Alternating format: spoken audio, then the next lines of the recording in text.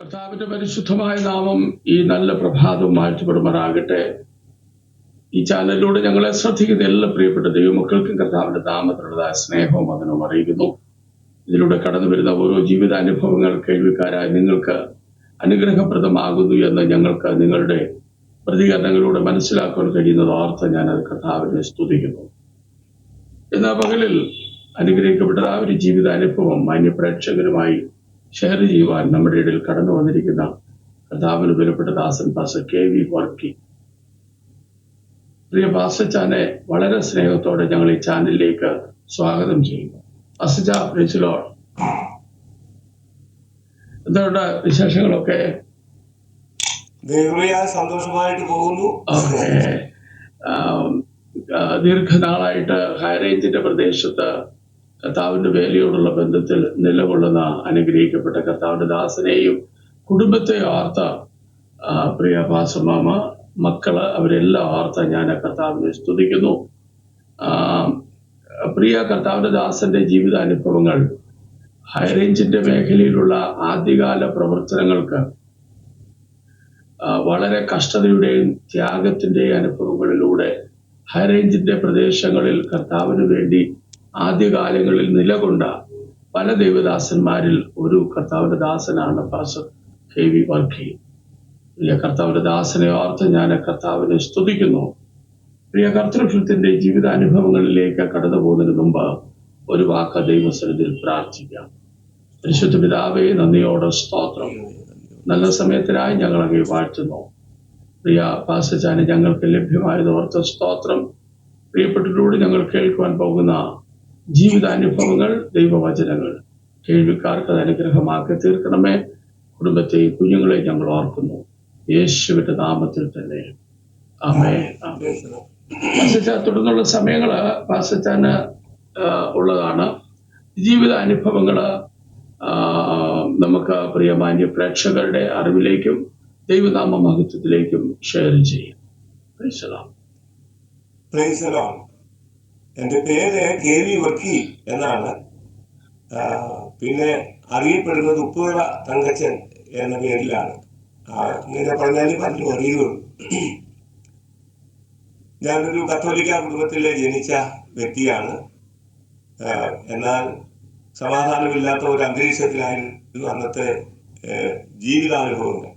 എൻ്റെ അപ്പച്ചൻ ഒരു വലിയ കത്തോലിക്കനും അമ്മച്ചി യാക്കോബായ സമുദായത്തിൽ നിന്ന് കത്തോലിക്കയിലേക്ക് വിവാഹം കഴിച്ചതിനാൽ ആ നിലയിലെ ഒരു കത്തോലിക്ക കുടുംബമായി മാറാനിടയായി തീർന്നു.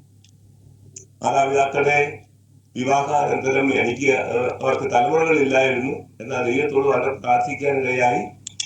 ആ പ്രാർത്ഥനയൊക്കെ ദൈവം കേട്ട് ചില 4 വർഷങ്ങൾക്ക് ശേഷമാണ് ഞാൻ ജനിപ്പാനിടയായത്. ജനിച്ചു എങ്കിലും അവര് കർത്താവിന്റെ വേലയ്ക്ക് വേണ്ടി ഒന്ന് സമർപ്പിച്ച ആ കാര്യങ്ങളൊന്നും അല്ല. എങ്കിലും ആ നിലയിലാണ് ഒരു ജന്മം നടക്കാനിടയായി തീർന്നത്.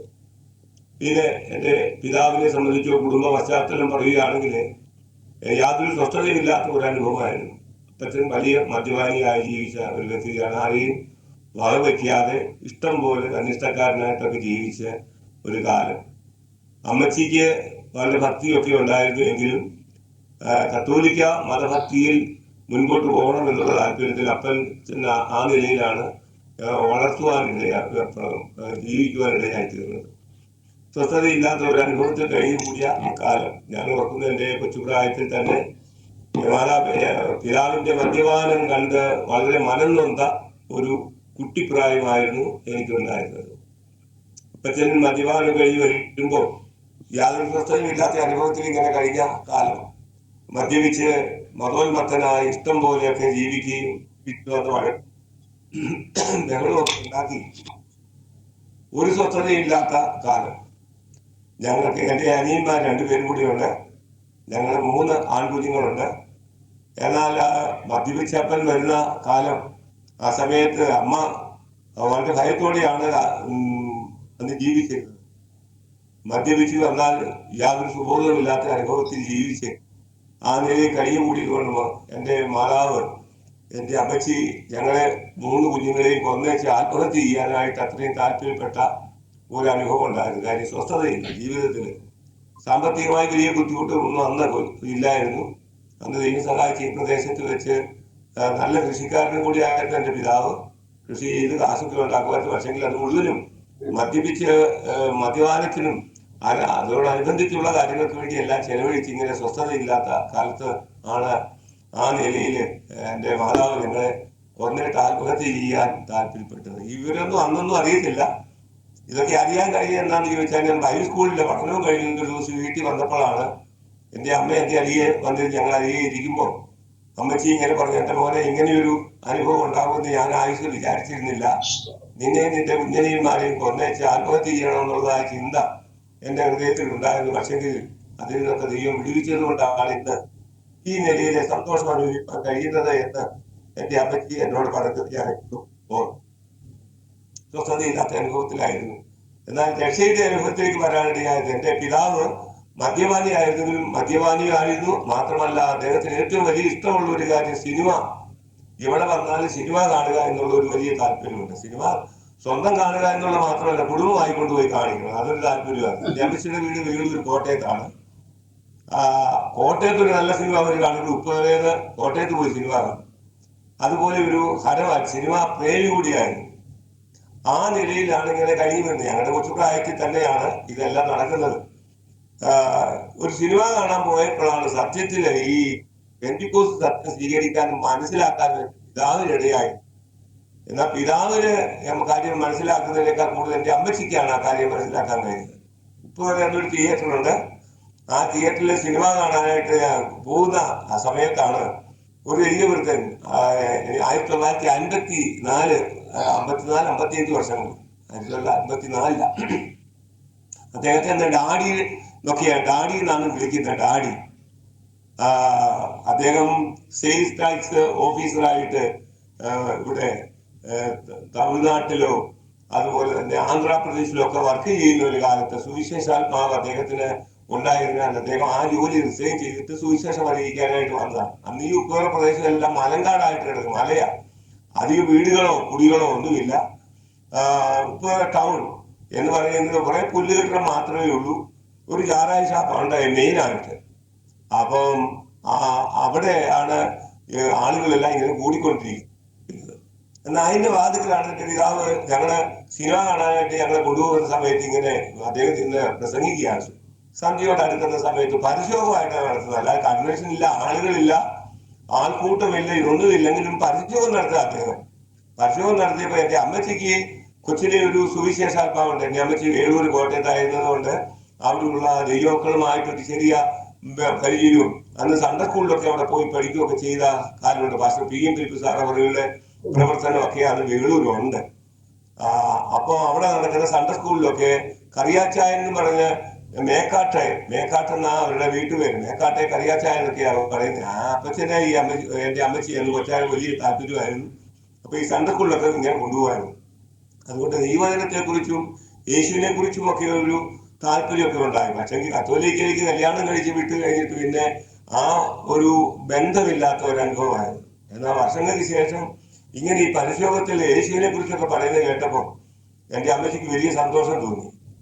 അപ്പച്ചനോട് പറഞ്ഞു, നമുക്ക് സിനിമ നമ്മൾ ഒത്തിരി കണ്ടിട്ടുണ്ടല്ലോ, എന്നാൽ ഇനി ദൈവവചനം നിന്ന് നമുക്ക് കേൾക്കാം എന്ന് പറഞ്ഞു. എന്നാൽ കേൾക്കാമെന്ന് പറഞ്ഞ അല്പസമയം കേട്ട് കഴിഞ്ഞപ്പോഴത്തേക്കിന് അദ്ദേഹം പറയുന്ന കൂട്ടത്തിൽ രക്ഷകനായിട്ട് യേശുക്രിസ്തു മാത്രമേ ഉള്ളൂ, വേറെ ആരും രക്ഷകനില്ല. പിന്നെ കന്യാമറിയാമിലുള്ള പ്രാർത്ഥന എന്ന് പറയുന്നത് ദൈവവചനപ്രകാരം തെറ്റാണ്, പ്രാർത്ഥിക്കേണ്ടത് യേശുവിനോടാണ്. ഇത് എന്നിട്ടാണ് കാര്യങ്ങൾ പറയുമ്പോൾ എൻ്റെ അപ്പച്ചൻ ഈ കത്തോലിക്ക ഭക്തിയിൽ ഏറ്റവും കൂടുതൽ മാനിക്കുന്നത് കന്യാമറിയാമിനെ അമ്മയാണ്.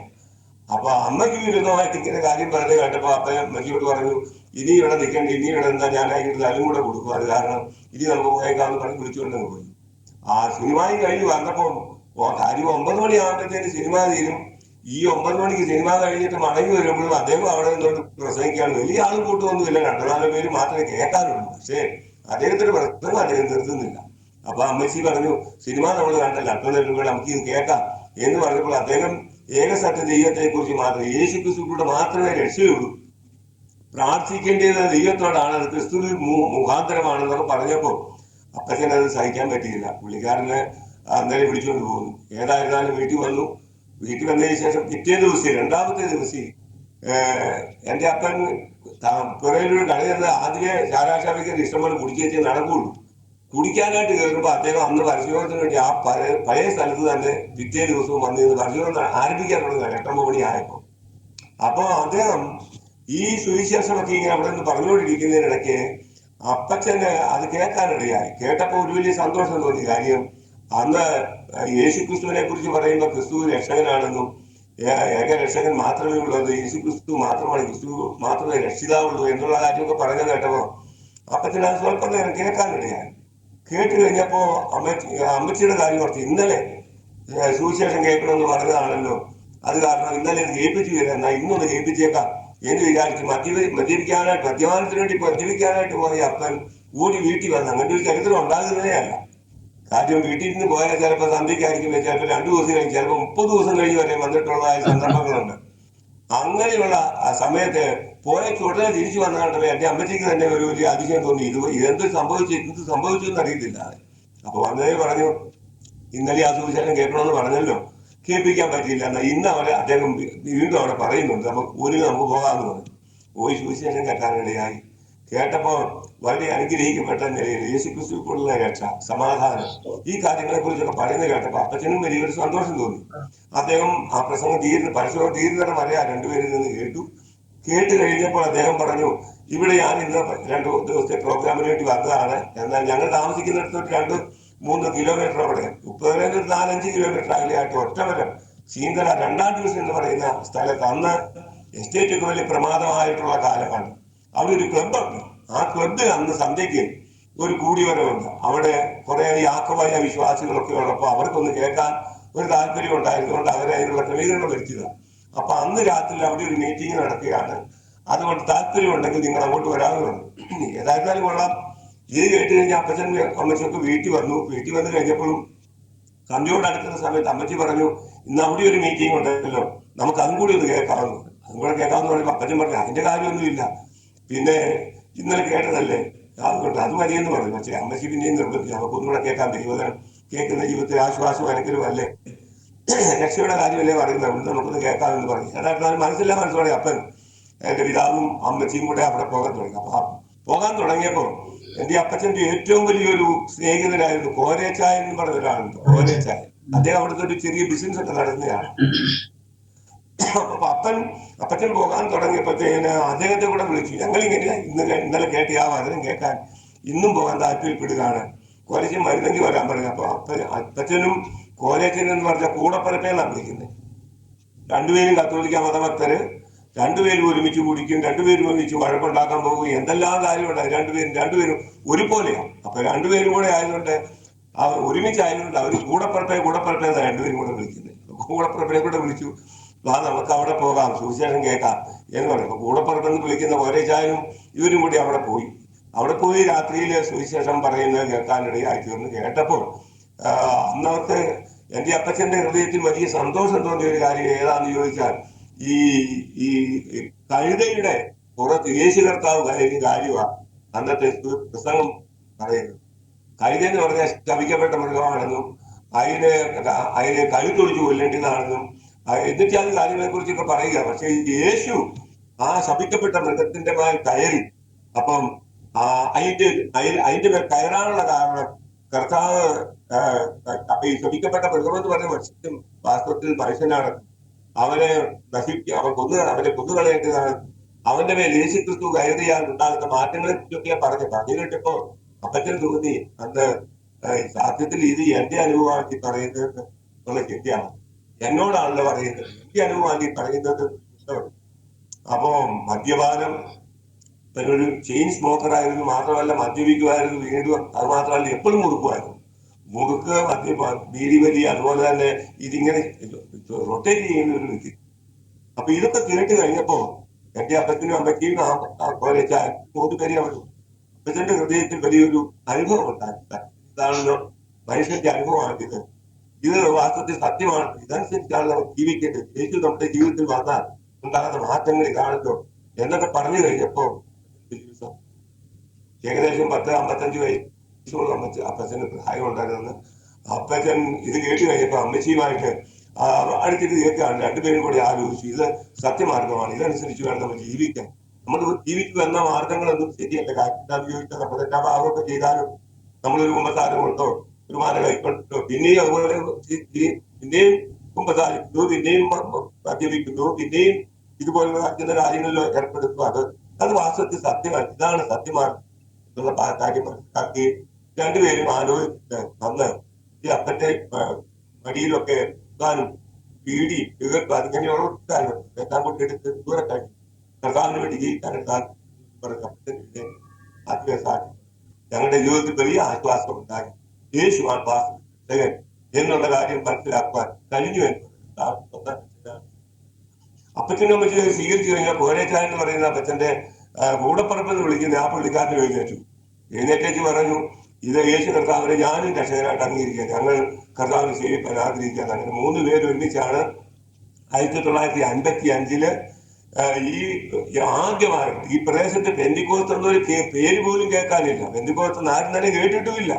അങ്ങനെ ആ സമയത്താണ് ഏറ്റവും ആദ്യം ഈ പ്രദേശത്ത് വെച്ച് എൻ്റെ അപ്പച്ചനും എൻ്റെ അമ്മച്ചിയും പ്രിയ കോരേച്ചാൻ ഇവർ 3 പേര് കർത്താവിനെ സ്വന്തം രക്ഷകനായിട്ട് അംഗീകരിക്കാനിടയായെന്ന് മാത്രമല്ല, പിന്നെ കത്തോലിക്ക അറിഞ്ഞു കഴിഞ്ഞപ്പോൾ അച്ഛനൊക്കെ ഇത് അറിഞ്ഞു കഴിഞ്ഞപ്പം പള്ളിയിൽ അതിന് വലിയ പ്രയാസമായ ഒരു വിഷയമായി മാറി. കാര്യം ഏതെല്ലാം കൊള്ളരുതാത്ത കാര്യത്തിലൊക്കെ ഇടപെട്ട് നടക്കുന്ന വ്യക്തിയാണെങ്കിലും എൻ്റെ അച്ഛനുമായിട്ട് വലിയ ബന്ധമായിരുന്നു. ആ ബന്ധം ഉണ്ടായിരുന്നു. പക്ഷെങ്കിൽ ഈ യേശുവുമായിട്ട് ബന്ധപ്പെട്ടു കർത്താവിന് വേണ്ടി ഹൃദയം കൊടുക്കുക എന്നൊക്കെ അറിഞ്ഞു കഴിഞ്ഞപ്പോൾ പെന്തിക്കോസ്തിനെക്കുറിച്ചുള്ള അറിവിലേക്ക് വന്നു വരുന്നത് കാണാൻ വയ്യാതെയായി. അപ്പനുമായിട്ട് വെറുപ്പ് തോന്നി. മാത്രമല്ല ഞങ്ങൾക്ക് എന്റെ പള്ളിയുമായിട്ടുള്ള ബന്ധങ്ങളില്ല. എങ്ങനെയാ പോകുന്നത് എന്ന് വിചാരിച്ച് അങ്ങനെ ഇരിക്കുമ്പോൾ ഞങ്ങളെ രക്ഷയിലേക്ക് കൊടുക്കുന്നതാകെ അദ്ദേഹം തന്നെ മുൻകൈ എടുത്ത് മറ്റു സമയത്ത് നിങ്ങൾ കൂടിയിട്ട് പ്രാർത്ഥിക്കുക, ദൈവം നിങ്ങളെ കത്തിരിക്കുന്നൊക്കെ പറഞ്ഞു. നടത്തിപ്പുകാരനില്ലാതെ എങ്ങനെയാ മുന്നോട്ട് പോകുന്നത്? അത് പ്രയാസപ്പെട്ട അദ്ദേഹം വല്ലപ്പോഴും ഒക്കെ ഇങ്ങനെ കടന്നു വരികയും ദൈവം പറഞ്ഞ് മനസ്സിലാക്കി അന്നത്തെ അറിവനുസരിച്ച് പാടുകയും പ്രാർത്ഥിപ്പിക്കുക. അതും അറിയത്തില്ലല്ലോ, പാടാനും അറിയത്തില്ല, പ്രാർത്ഥിക്കാനും സത്യങ്ങളെ കുറിച്ചൊന്നും അറിയത്തില്ല. എങ്കിലും അറിയാവുന്ന നിലയിൽ 2-3 പേര് മാത്രം കൂടി ആര് പ്രാർത്ഥിക്കുകയും വേദപുസ്തകം വായിക്കുകയും ഒക്കെ ചെയ്തുകൊണ്ട് അവർക്ക് ഒരു മുൻപോട്ടുള്ള ഒരു ഗമനത്തിന് വേണ്ടത്ര ഒരാളില്ലാതെ വരുന്നു. എന്നാൽ അങ്ങനെ ഇരിക്കുന്ന അപ്പോൾ തന്നെയാണ് ഈ ഡാഡി എന്ന് പറയുന്ന അദ്ദേഹത്തിന്റെ സഹോദരൻ ഒരാള് ഇവിടെ ഉണ്ടായിരുന്നു. അദ്ദേഹം ഒരു ബാങ്ക് നടത്തുന്ന വ്യക്തിയായിരുന്നു. ആ ബാങ്ക് അദ്ദേഹത്തിനും വിദ്യാഭ്യാസമൊക്കെ ഉണ്ട്. വലിയ സുവിശേഷം ഒന്നും പറയാൻ അറിയത്തില്ലെങ്കിൽ കുറെ കാര്യങ്ങളൊക്കെ പറയാം. ഇദ്ദേഹത്തിന്റെ കൂട്ടത്തിൽ നടന്നത് കൊണ്ട് സുവിശേഷം കുറെ കാര്യങ്ങൾ മനസ്സിലാക്കാം. അപ്പൊ അദ്ദേഹം ഈ 3 പേരെ വിളിച്ചു കൂട്ടി കുറെ പേരിൽ ബാങ്കിന്റെ കാര്യം കഴിഞ്ഞിട്ട് വീട്ടിൽ അദ്ദേഹത്തിന്റെ വീട്ടിൽ തന്നെ വിളിച്ചു കൂട്ടിയിരുത്തി. അപ്പൊ അദ്ദേഹം പിന്നെ ഈ പ്രാർത്ഥിക്കാനൊക്കെയുള്ള ഒരനുഭവത്തിലേക്ക് ഇവരെ കൊണ്ടുവരാനിടയായി. ഒന്ന് പ്രാർത്ഥനയൊക്കെ പറഞ്ഞു കൊടുക്കാനും വേദപുസ്തകം ഒന്ന് വായിപ്പിക്കാനും ഒക്കെ.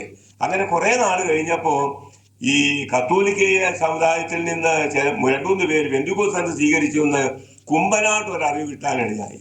അങ്ങനെ ആ കുമ്പനാടുമായിട്ടൊക്കെ ബന്ധപ്പെടാൻ, കുമ്പനാടെന്ന് പറഞ്ഞാൽ നമുക്കൊന്നും അന്നത്തെ കാലത്ത് അപ്പച്ചനമ്മച്ചിക്കും ഒന്നും അറിയത്തില്ല. അപ്പൊ കുമ്പനാട് ആ കാര്യം അറിഞ്ഞു. എങ്ങനെയോ കത്തോലിക്ക സമുദായത്തിന് 2-3 പേര് കർത്താവിനെ അറിഞ്ഞു എന്നൊക്കെ പറഞ്ഞു. അത് കേട്ട് കഴിഞ്ഞപ്പോ കുമ്മനാട്ടിൽ നിന്ന് ആളുകൾ അപ്പച്ചനെ അമ്മച്ചൊക്കെ തേടിക്കാത്ത കത്തോലിക്ക വന്നവരെ തേടി ഉപ്പേറെ വന്നു. വന്നപ്പോൾ ഇവര് ഇടയിലില്ലാതെ ആളുകളെ ഒരനുഭവത്തിലാണ് കണ്ടത്. അപ്പൊ വേറെ ആരുമില്ലല്ലോ നയിക്കാൻ. അപ്പൊ അങ്ങനെ വന്നപ്പോ കുമ്മനാട്ടിൽ നിന്ന് ആളുകൾ വന്നും ചില കാര്യങ്ങളൊക്കെ പറഞ്ഞുമൊക്കെ മനസ്സിലാക്കുകയൊക്കെ ചെയ്തു. അങ്ങനെ വന്ന് സ്നാനപ്പെടാനിടയായി തീർന്നു. സ്നാനപ്പെട്ട് 2-3 പേര് മാത്രമേ ഉള്ളൂ ഇവരെ നയിക്കാനായിട്ട്. പിന്നെ കുമ്മനാട്ടിൽ നിന്ന് ഒരു ദൈവദാസനെ പറഞ്ഞയച്ചു. അന്നൊക്കെ പട്ടിണിയും പരിവട്ടവും ബുദ്ധിമുട്ടും മാത്രമേ ഉള്ളൂ, സാമ്പത്തിക ക്ലേശങ്ങളൊക്കെ ഉണ്ട്. ആരുമില്ല, ഈ 3 പേരല്ലേ ഉള്ളൂ. അവർക്ക് പറ്റുന്നതൊക്കെ കൊടുത്ത് ഒരു ദൈവദാസനെ ഇവിടെ നിർത്തി കാര്യങ്ങളെ കുറിച്ചൊക്കെ പറയാനിടയായി. അപ്പൊ ആരാധനയ്ക്ക് വേണ്ടി സൗകര്യമില്ലായിരുന്നു. പിന്നെ അന്ന് ഒരു ചെറിയ മുറി വാടകയ്ക്കെടുത്ത് അതിനകത്ത് ആരാധന തുടങ്ങി. ആ നിലയില് ദൈവത്തിനെ കേൾക്കാനും ആരാധനയിലെ സംബന്ധിക്കാനും ഒക്കെ ഇടയായി.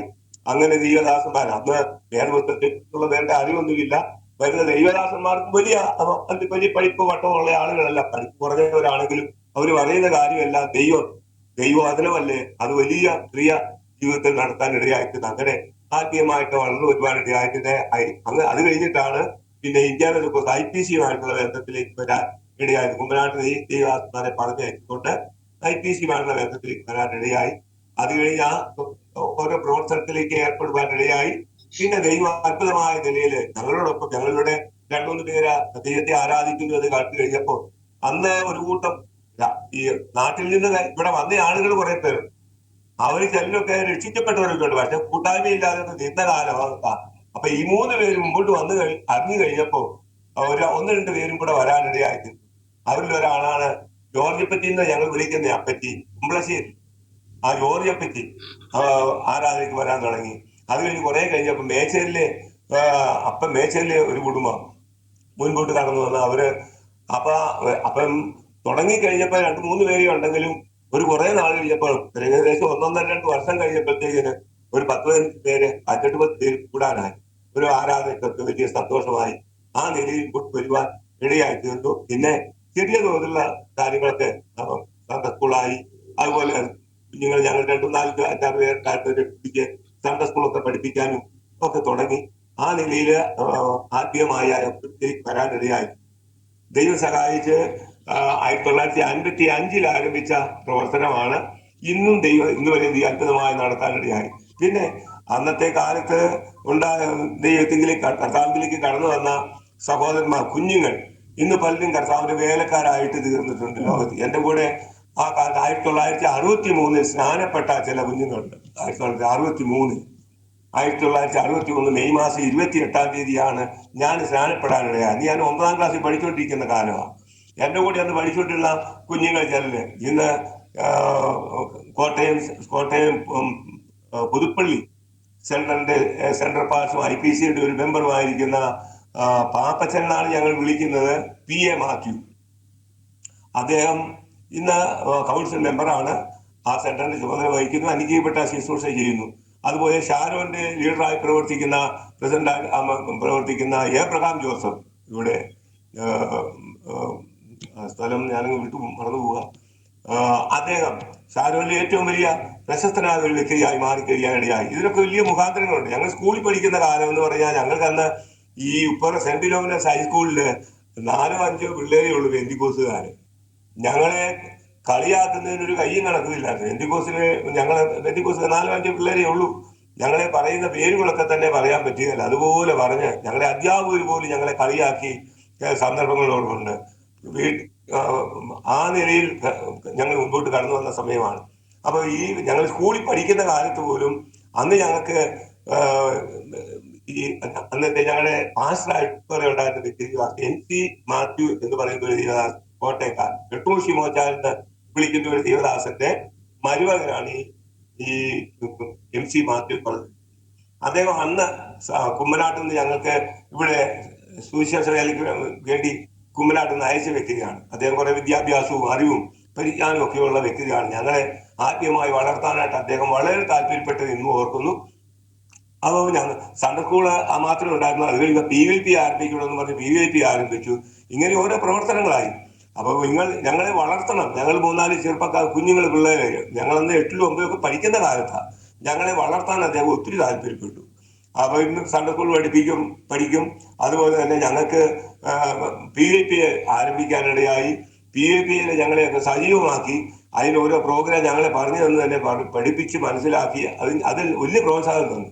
അങ്ങനെ ഇരിക്കുന്ന ഒരു കാലം ഞാൻ ഇപ്പോഴും ഓർക്കുന്നത്, ഞങ്ങൾക്ക് ഈ സ്കൂളിൽ കളിക്കാൻ അവസരം കിട്ടുകയില്ല. കളിക്കാനെങ്കിൽ രാവിലെ വൈകിട്ടോ അവിടെ കളിക്കാൻ സമ്മതിക്കില്ല. പിന്നെ കളിക്കാൻ ഒരു അവസരം ഞങ്ങൾക്ക് കിട്ടുന്നത് എപ്പോഴാണെന്ന് ചോദിച്ചാൽ വെള്ളിയാഴ്ച. എല്ലാ വെള്ളിയാഴ്ചയും 1-1.5 മണിക്കൂർ നേരം കളിക്കാനുള്ള അവസരം അവിടെ സ്കൂളിൽ. ആ സമയം പല പിള്ളേരും കളിക്കാൻ പോകുമ്പോൾ അന്നത്ര തലമൂത്തത് ഞാനും എന്റെ കൂടെ ഉണ്ടായിരുന്ന ഇന്ന് എബ്രഹാം ജോസഫ് എന്ന് പറയുന്ന ബാബുക്കുട്ടി എന്നാണ് ഞാൻ വിളിക്കുന്നത്. അതുപോലെ പാപ്പച്ചന്, വേറെ 1-2 പേര്, ഞങ്ങൾ ഒരു 3-4 പേര് കളിക്കുന്ന സമയം പിള്ളേര് കളിക്കാൻ പോകുമ്പോൾ ഞങ്ങൾ പോകുന്നത് ഞങ്ങളെ സ്കൂളിനടുത്ത് വിജനമായ ഒരു സ്ഥലമുണ്ട്. അവിടെ ഒരു തെങ്ങിന്റെ ചുവട്ടി കുറെ തേങ്ങയൊക്കെ പറിച്ചിട്ട് എല്ലാവരും കളിക്കാൻ പോകുമ്പോൾ ഞങ്ങൾ അവിടെ പോയി പലപ്പോഴും പ്രാർത്ഥിക്കുന്ന അനുഭവമുണ്ടായിരുന്നു. അന്ന് പ്രാർത്ഥിച്ച് ആ വ്യക്തി എന്റെ കൂടെ ഞാൻ 9-ാം ക്ലാസ്സിൽ പഠിക്കുമ്പോഴാണ് സ്നാനപ്പെട്ട ഞങ്ങളുടെ കൂടെ ഉണ്ടായിരുന്ന അന്നിരുന്ന് പ്രാർത്ഥിച്ചവരാണ്. അവരൊക്കെ ഇന്ന് കർത്താവിന്റെ വേലയിൽ പ്രയോജനപ്പെടുന്നവരായിട്ട് തീരുന്നു. അവരെയൊക്കെ ദൈവം ശക്തമായിട്ട് ഉപയോഗിക്കുവാനിടയായി. അന്ന് ഞങ്ങളെ കളിയാക്കിയ പിള്ളേരൊക്കെ ഉണ്ട്. പക്ഷെങ്കിൽ ആ കളിയാക്കവർ പോലും പലരും ഇന്ന് ഞങ്ങൾ പറയുന്ന ഈ സത്യം ശരിയാണ്, സത്യമാണ് എന്ന് മനസ്സിലാക്കി മുൻപോട്ട് വന്ന പല സന്ദർഭങ്ങളുണ്ട്. സ്കൂളിലൊക്കെ പഠിക്കുന്ന കാലത്താണെങ്കിലും എല്ലാ കുഞ്ഞുങ്ങളും പല നിലകളൊക്കെ പോകുമ്പോൾ ഞങ്ങള് അത് ചുരുങ്ങിയ പേര് അപമാനമൊക്കെ കേട്ടാണെങ്കിലും കർത്താവിനെ സ്നേഹിക്കാനും സേവിക്കാനും ഇടയായി. ദൈവം സഹായിച്ച അന്ന് അത്ഭുതമായ നിലയില് ഞങ്ങളെ കൊണ്ടും ചെയ്യാൻ പറ്റുന്ന നിലയിൽ കർത്താവിനെ കുറിച്ച് പറയാനിടയായി. പലരും കളിയാക്കുകയൊക്കെ ചെയ്തെങ്കിലും അവരിൽ പലരും ഒക്കെ ഇന്ന് കർത്താവിന്റെ വേലക്കാരായിട്ടും ഒക്കെ തീർന്നിരിക്കുന്ന അനുഭവങ്ങളുണ്ട്. മാത്രമല്ല അന്നത്തെ അന്ന് ഞങ്ങൾ ഒരുമിച്ച് ദൈവത്തെ മഹത്വപ്പെടുത്തിയ അവരൊക്കെ ഇന്ന് കർത്താവിന്റെ വേലയിൽ വളരെ പ്രയോജനപ്പെടുന്നവരായി തീരാൻ ദൈവം കൃപയാൽ സഹായിച്ചിട്ടുണ്ട്. പിന്നെ ഞാൻ ഈ സുവിശേഷ വേലയ്ക്ക് വേണ്ടി വേർതിരിയാനുള്ള കാരണം എന്നാന്ന് ചോദിച്ചാൽ, ഞാൻ സൺഡേ സ്കൂൾ പഠിച്ച സമയത്ത് ഒരു വാക്യം ഒരു ദൈവദാസൻ പറഞ്ഞു, എന്റെ സൺഡേ സ്കൂൾ അധ്യാപകൻ പറഞ്ഞത് ഓർക്കുന്നു. അല്ല, ഒരു പ്രസംഗം ഒരാൾ പ്രസംഗിച്ച് ഓർക്കുന്നു. അതീതാ പ്രസംഗിച്ച കൂട്ടത്തിൽ ഒരു മനുഷ്യൻ സർവ്വലോകം നേടിയാലും അവന്റെ ആത്മാവ് നഷ്ടമാക്കിയാൽ അവൻ എന്ത് പ്രയോജനം? ഈ വാക്യം എന്റെ കൊച്ചു പ്രായത്തിൽ കേൾക്കാനിടയിൽ, പക്ഷെങ്കില് ഈ വേദപുസ്തകത്തിൽ ഈ വാക്യം ഉണ്ടെന്നുള്ളത് അറിയാം, പക്ഷെ എവിടെയാന്ന് എനിക്ക് അറിയത്തില്ല. അപ്പൊ ഞാൻ ഇന്ന് സൺഡേ സ്കൂളിൽ പഠിക്കുന്ന കോട്ടയത്ത്, എന്റെ അമ്മച്ചിയുടെ വീട് കോട്ടയത്താണ്. കോട്ടയത്ത് ശാലേ ഹാളിൽ ഞാൻ പഠിച്ചുകൊണ്ടിരിക്കുന്ന കാലത്ത് എന്റെ അധ്യാപകന്റെ അടുത്ത് ഞാൻ ചെന്നിട്ട് അപ്പച്ചനോട് പറഞ്ഞു, അപ്പച്ച ഇങ്ങനെ ഒരു വാക്യം കേൾക്കാനിടയായി, പക്ഷെ ആ വാക്യം എവിടെയാന്ന് എനിക്കറിയത്തില്ല, ഒന്ന് എടുത്തു തരാമെന്ന് ചോദിച്ചു. അപ്പൊ അപ്പച്ചന് എളുപ്പം അത് മനസ്സിലാക്കി പറയാൻ പറ്റിയില്ല. അപ്പൊ അപ്പച്ചൻ എന്നോട് പറഞ്ഞു, പോലെ നീ പോയി സഭായത്തിൽ ഇരുന്നു, അപ്പച്ചനത് കണ്ടുപിടിച്ച് പറയാമെന്ന് പറഞ്ഞു. സഭായത്തിന് അപ്പച്ചൻ ആ വാക്യമൊക്കെ കണ്ടുപിടിച്ച് സഭായം കഴിഞ്ഞപ്പോഴേ എന്നെ വിളിച്ചേച്ച് പറഞ്ഞു, മോനെ നീ വരാൻ പറഞ്ഞു. അന്ന് ഞാൻ ചെന്ന് കഴിഞ്ഞ് പറഞ്ഞു, ആ വാക്യം ഇതാന്ന് പറഞ്ഞു, മർക്കോസ് 8:36. അതെന്റെ കൊച്ചു പ്രായത്തിൽ അന്ന് ഹൃദയത്തിൽ ഞാൻ കോരിയിട്ടിയ ഒരു വാക്യമാണ് മർക്കോസ് 8:36. ഒരു മനുഷ്യൻ സർവ്വലോകം നേടിയാലും അവന്റെ വലിയൊരു ആത്മാവ് നഷ്ടമായാൽ അവൻ എന്ത് പ്രയോജനം? ഈ വാക്യം അന്നത്തെ ഹൃദയത്തിൽ ക്രിയ ചെയ്യാനിടയായി. അന്ന് ഞാൻ ഓർത്തു, ഈ പ്രപഞ്ചത്തെക്കാൾ വലിയ കൊച്ചനാണ് എങ്കിൽ തന്നെയും എന്റെ ഹൃദയത്തിൽ ആ താല്പര്യമാണ് തോന്നിയത്. ആ ഒരാത്മാവിന്റെ വില എന്ന് പറയുന്നത് ഈ മുഴു ലോകത്തെക്കാൾ വിലയാണല്ലോ എന്നുള്ള കാര്യമുണ്ട്. അങ്ങനെയാണെങ്കിൽ ഈ കാര്യം നേടാനുള്ള ആഗ്രഹം എന്റെ ജീവിതത്തിൽ, അങ്ങനെ ഞാൻ പ്രാർത്ഥിക്കുകയും ദൈവത്തോട് ആലോചനയ്ക്ക് ചോദിക്കുകയും ചെയ്യുമ്പോൾ ദൈവത്തിന്റെ ഒരു വാക്യം കൂടി എനിക്ക് ദൈവാത്മാവ് ഓർമ്മപ്പെടുത്തി തന്നു. കൊയ്ത്ത് വളരെയുടെ സത്യം, വേലക്കാരെ ചുരുക്കം. ആകെ കൊയ്ത്തിന്റെ യജമാനോട് കൊയ്ത്തിന് വേണ്ടി വേലക്കാരെ അയക്കാൻ അപേക്ഷിപ്പീൻ. ഈ വചനം എന്റെ ഹൃദയത്തിൽ ക്രിയ നടത്താൻ ഇടയാ. അപ്പൊ അന്ന് ഞാൻ എന്റെ പുസ്തകത്തിനകത്ത് അത് എഴുതിയിട്ടു. ഞാൻ ദൈവസേനയെ സമ്പൂർണ്ണമായി സമർപ്പിച്ച് കർത്താവിന്റെ വേലയ്ക്ക് വേണ്ടി എന്നെ വിളിക്കുന്ന വിളിയാണെന്നുള്ളത് മനസ്സിലാക്കി ആ നിലയിൽ കർത്താവിന്റെ സേനയെ സമർപ്പിച്ചു വേലയ്ക്ക് വേണ്ടി. അപ്പൊ തന്നെ അതിനു മുമ്പ് തന്നെ എന്റെ മാതാപിതാക്കൾ എന്നെ കർത്താവിന്റെ വേലയ്ക്ക് വേണ്ടി സമർപ്പിച്ചതാണ്. പക്ഷെങ്കിൽ എനിക്കൊരു വിളിയുണ്ടാകാതെ ഞാൻ മുൻപോട്ട് എങ്ങനെയാ പോകുന്നത്? ഏതായിരുന്നാലും ഈ വാക്യഭാഗവും ഹൃദയത്തിൽ വന്നപ്പോൾ ആത്മാക്കളെ കുറിച്ച് ഒരു ഭാരവും ദർശനവും ദൈവം എനിക്ക് തന്നു. ദൈവസേനയെ സമ്പൂർണ്ണമായി സമർപ്പിച്ച് അങ്ങനെ എന്റെ ചെറിയ വിദ്യാഭ്യാസം, ഞാൻ 10 ക്ലാസ് പഠിച്ചിട്ടുള്ളൂ. 10ാം ക്ലാസ് പാസ്സായി കഴിഞ്ഞപ്പോ ദൈവം പഠിക്കാൻ കുമ്മനാട്ട് കടന്നു ചെല്ലാനിടയായി. അവിടെ ചെന്ന് പഠിക്കുവാൻ ദൈവം സഹായിച്ചു. അന്ന് ഞങ്ങളുടെ കൂട്ടത്തിൽ 35 പേരാണ് പഠിക്കാനുണ്ടായിരുന്നത്. ഇന്ന് KC ജോൺ ഉൾപ്പെടെയുള്ളവർ ഞങ്ങൾ ഒരുമിച്ച് പഠിച്ചവരാണ് കർത്താവിന്റെ വേലയിൽ. അന്ന് 35 പേര് പഠിച്ചവർ 2 or 3 പേര് മാത്രം വേലയിലല്ലാത്തതുകൊണ്ട് മറ്റു മുഴുവൻ പേരും കർത്താവിന്റെ വേലയിൽ ആകുകയും കർത്താവിന് വേണ്ടി പ്രയോജനപ്പെടുകയും ചിലരൊക്കെ നിത്യതയിൽ വിശ്രമത്തിലാണ്. ഇനി ചുരുങ്ങിയ പേര് ഞങ്ങൾ അന്നത്തെ ആ ബാച്ചിലെ ശേഷിപ്പുൾ ആലോചിച്ചിട്ട് അവരിൽ ഒരാളാണ് ഞാൻ. കർത്താവിന്റെ കൃപയാൽ ദൈവം എന്ന് പറയുക അത്ഭുതമായി നടത്തി കർത്താവിന് ചെയ്യാൻ സഹായിച്ചു. അനേകരെ നേടുവാനും ഒക്കെ ദൈവം കൃപയാക്കി. കൊച്ചു പ്രായം മുതൽ സൺഡേ സ്കൂൾ പഠിപ്പിക്കുക എന്നുള്ളത് എന്റെ വലിയൊരു ഭാരമുള്ള കാര്യമാണ്. ഒരു കുട്ടിക്ക് വേണ്ടി തന്നെ കിലോമീറ്റർ യാത്ര ചെയ്ത് സൺഡേ സ്കൂൾ പഠിപ്പിക്കാനായിട്ട് പോകുമായിരുന്നു സഭയിൽ.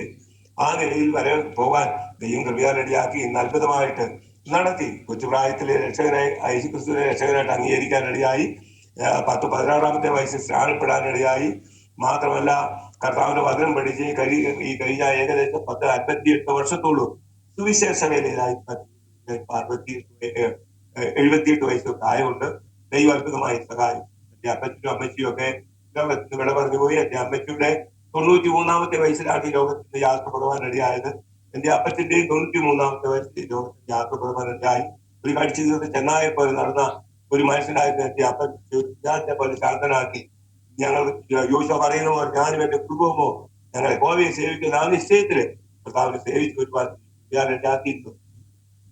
പിന്നെ ശുശ്രൂഷയുള്ള ബന്ധത്തിൽ ഒത്തിരി കഷ്ടവും ദുഃഖവും ഭാരവും ഒക്കെ സഹിക്കാൻ ഇടയായത് ഓർക്കുന്നുണ്ട്. പട്ടിണിയും പരിവട്ടവുമായിട്ട് കഴിഞ്ഞ നാളുണ്ട്. ഞാനിവിടെ കേരളത്തില് മാത്രമല്ല, ഞാൻ ഈ കേരളത്തില് പ്രത്യേകിച്ച് ഹൈറേഞ്ച് മേഖലയിലാണ് കൂടുതൽ പ്രവർത്തിപ്പാനിടയായത്. പിന്നെ ഞാൻ ബൈബിൾ സ്കൂളിൽ പഠിച്ചുകൊണ്ടിരിക്കുന്ന കാലത്ത് ദൈവം എനിക്കൊരു വലിയ ദർശനം തന്നു. വടക്കേ ഇന്ത്യയെ കുറിച്ച് ഒരു ദർശനം തന്നു. വടക്കേ ഇന്ത്യയില് ഒരു ഭാഗം ദൈവം എന്നെ ഇങ്ങനെ കാണിക്കാനിടയായി. അപ്പൊ എനിക്ക് ഇതിനെക്കുറിച്ചൊന്നും വേണ്ടതിലൊന്നും മനസ്സിലാക്കാൻ പറ്റിയില്ല. പക്ഷെങ്കിൽ വടക്കേ ഇന്ത്യയിൽ കടന്നുപോയി കർത്താവിന്റെ വേല ചെയ്യണമെന്നൊരു വലിയ ആഗ്രഹം തോന്നി ആ ദർശനമൊക്കെ കണ്ടു കഴിഞ്ഞപ്പോൾ. അത് കഴിഞ്ഞിട്ടാണ് പിന്നീട് സുവിശേഷ വേലയ്ക്ക് ഞാൻ ബൈബിൾ സ്കൂളിൽ പഠിച്ചു കഴിഞ്ഞിട്ട് വേലയ്ക്ക് വേണ്ടിയിട്ട് സഭാചാരത്തിലോട്ടുള്ള ബന്ധത്തിൽ ഉപ്പുതറ എന്റെ മാതൃസഭയിൽ തന്നെ ഒരു 9 മാസത്തോളം ശുശ്രൂഷിക്കാനിടയായി. അത് കഴിഞ്ഞ് അണക്കരയില് ഒരു 3 വർഷം ശുശ്രൂഷിക്കാനിടയായി. അപ്പം ബൈബിൾ സ്കൂളിൽ പഠിച്ചുകൊണ്ടിരിക്കുമ്പോ തന്നെ ദൈവം തന്ന ആ ദർശനം വടക്കേണ്ടിയെ കുറിച്ച് വടക്കേണ്ടി പോകണം, കർത്താവിന്റെ വേല ചെയ്യണം എന്നുള്ള ആഗ്രഹം ഹൃദയത്തിൽ തോന്നിയുകൊണ്ട് അതിനുവേണ്ടി ഞാൻ പ്രാർത്ഥിക്കുകയൊക്കെ ചെയ്തു. പിന്നെ എന്റെ വിവാഹം നടക്കാനിടയായി. വിവാഹം നടന്നപ്പോൾ ഞാൻ എന്റെ വൈഫിനെ കാണാനായിട്ട് ചെന്നപ്പോൾ ഞാൻ ഇങ്ങനെ അവളെ ഇങ്ങനെ പറയാനിടയായി, വടക്കേണ്ടിയെ കുറിച്ച് ദൈവം എനിക്കൊരു ദർശനം തന്നിട്ടുണ്ട്. അവിടെ നിലവാരമൊന്നും എനിക്കറിയത്തില്ല, കഷ്ടപ്പെടാനും ബുദ്ധിമുട്ട് അനുഭവിക്കാനൊക്കെ ഒരുക്കമുണ്ടെങ്കിലേ കല്യാണത്തിന് സമ്മതിക്കാവുള്ളൂ എന്ന് പറഞ്ഞ് അങ്ങനെയാണ് ഞങ്ങളുടെ കല്യാണം കൂടെ നടക്കാനിടയായത്. കല്യാണമൊക്കെ നടന്നു കഴിഞ്ഞ് സഭാചാരത്തിന് ഒക്കെ ഇങ്ങനെ മുൻപോട്ട് വരികയാണ്. അപ്പൊ സഭാചാരം എടുക്കുമ്പോഴേ ഞാൻ അവരോടൊക്കെ പറയും, ദർശനം എനിക്ക് തന്നിരിക്കുന്നത് വടക്കേണ്ടിയെ കുറിച്ചാണ്. എത്ര നാൾ വേണ്ടി ശുശ്രൂഷിക്കാൻ പറ്റുമോ അത്രയും നാൾ കഴിയുള്ളൂ. അത് കഴിയുമ്പോൾ നോർത്ത് ഇന്ത്യയിലേക്ക് പോകാൻ താല്പര്യപ്പെടുന്നു എന്ന് പറഞ്ഞ് ആ ശുശ്രൂഷ ഏക്കാനിടയായത്. അപ്പം ഉപ്പേറയിൽ ചില മാസങ്ങൾ ശുശ്രൂഷിപ്പാനിടയായി. അണക്കരയിൽ ഒരു 3 വർഷം ശുശ്രൂഷിപ്പാനിടയായി. കഴിഞ്ഞ് അവിടെ നിന്ന് സ്ഥലം മാറി ചീന്തറാറ് 2ാം ഡിവിഷൻ എന്ന് പറയുന്ന സ്ഥലത്തും കടന്നു വന്നപ്പോൾ ഇതേ വാക്ക് പറഞ്ഞാണ് ഞാൻ ശുശ്രൂഷയ്ക്ക് ഏറ്റത്. അത് 2 വർഷം കഴിഞ്ഞപ്പോൾ കുമ്മനാട്ടിൽ നിന്ന് എന്നെ വിളിക്കാനിടയായി. അദ്ദേഹത്തിന് നോർത്ത് ഇന്ത്യയെ കുറിച്ചൊക്കെ പറഞ്ഞിട്ടുണ്ട്. നോർത്ത് ഇന്ത്യ ഒരു അവസരമുണ്ട്. ക്യാപ്റ്റൻ ഷംവേല് അദ്ദേഹം പ്രവർത്തിക്കുന്ന ജമ്മു കാശ്മീരിലാണ്. പോകാൻ താല്പര്യമുണ്ടെങ്കിൽ ആരും ക്രമീകരിക്കാൻ പറഞ്ഞു. അപ്പൊ തന്നെ ഞാൻ സഭയിൽ ആ കാര്യമൊക്കെ പറഞ്ഞ് ക്രമീകരിച്ച് നോർത്ത് ഇന്ത്യയിലേക്ക് പോകാൻ ദൈവം എനിക്കുള്ള ഒരു സാവകാശം തന്നു. നോർത്ത് ഇന്ത്യയിൽ കടന്നുപോയി ക്യാപ്റ്റൻ ഷംവേലുമായി ബന്ധപ്പെടുവാനിടയായി. അദ്ദേഹം സ്വീകരിച്ചു വളരെ സന്തോഷമായിട്ട്. മാത്രമല്ല അവിടെ ചെന്ന് പലയിടങ്ങളിൽ പ്രാരംഭ സമയങ്ങളിൽ ഞങ്ങൾക്ക് പോയി കാണാനിടയായിരുന്നു. ജോലി, അതുപോലെ തന്നെ അക്കന്നൂര്, ജമ്മു, കാശ്മീരിലെ പല ഭാഗങ്ങൾ പോയി കാണാനിടയായി. അത് കഴിഞ്ഞിട്ട് ഞങ്ങള് ക്യാപ്റ്റൻ ഷമുവേൽ അദ്ദേഹത്തിന്റെ അടുത്ത് വന്നപ്പോൾ അദ്ദേഹം എന്നോട് പറഞ്ഞു, തങ്കച്ച, എന്റെ പേര് വീഡിയോ വിളിക്കുന്നത് തങ്കച്ച ശ്രീനഗറിൽ വേല നമുക്കില്ല, അവിടെ ഒരു വേല ആരംഭിക്കണമെന്ന് എനിക്ക് ആഗ്രഹമുണ്ട്. ഇതുവരെ അവിടോട്ട് പോകാൻ ആരും താല്പര്യപ്പെട്ടില്ല, പോകാൻ താല്പര്യമുണ്ടോ എന്ന് ചോദിച്ചു. ഞാൻ പറഞ്ഞ അച്ഛാ, എന്നിട്ട് അദ്ദേഹം ഒരു കാര്യം കൂടെ, മരിക്കാൻ ഒരുക്കമാണെങ്കിലേ പോകാവുള്ളൂ എന്ന് പറഞ്ഞു. അതും കൂടി എന്നോട് ഇങ്ങനെ തന്നെ പറഞ്ഞു, മരിക്കാൻ ഒരുക്കമാണെങ്കിലേ പോകാവുള്ളൂ എന്ന് പറഞ്ഞു. ഞാൻ പറഞ്ഞ അച്ഛായ, നനഞ്ഞ് കരഞ്ഞ കുളിച്ചു കയറാൻ താല്പര്യമായിരിക്കുന്നത്, അതുകൊണ്ട് സാരമില്ല, ദൈവമായിട്ട് പോകാൻ ആഗ്രഹിക്കുന്നു. അത് കേട്ടുകഴിഞ്ഞപ്പോൾ ഒരാഴ്ച കൂടെ അവിടെ താമസിച്ചിട്ട് അദ്ദേഹം ഞാനും ഇപ്പൊ PT ഏബ്രഹാം എന്ന് പറയുന്ന ഏജിയിലെ സെക്ഷൻ നമ്മുടെ മലബാർ ബിജെപി ആണ് തോന്നുന്നു പ്രസിഡന്റായിട്ട് പ്രവർത്തി അദ്ദേഹം ഞങ്ങൾ കൂട്ടിക്കൊണ്ട് ശ്രീനഗറിൽ കടന്നുപോയി. അവിടെ കടന്നു ചെന്നപ്പോ ഞാൻ ഏത് ദർശനം കണ്ടോ ആ ദർശനമാണ് എനിക്ക് അവിടെ കാണാൻ കഴിഞ്ഞത്. ഏത് ഗ്രാമം, ആ വീടുകളും ഒക്കെ അതുപോലെ തന്നെ. ഞാൻ ആദ്യമായിട്ട് നോർത്ത് ഇന്ത്യയില് അവിടെയാണ് കടന്നു ചെല്ലാനിടയായത്. ഞങ്ങൾക്ക് രണ്ടുപേരും കൂടി അവിടെ കുറച്ച് നാൾ മാത്രമേ പ്രവർത്തിക്കാൻ കഴിഞ്ഞപ്പോൾ എന്റെ കൂടി VT ഏബ്രഹാം അദ്ദേഹം നാട്ടിലേക്ക് കടന്നു പോരാനിടയായി. ഞാൻ അനേകനായിട്ട് അവിടെ നിന്നു.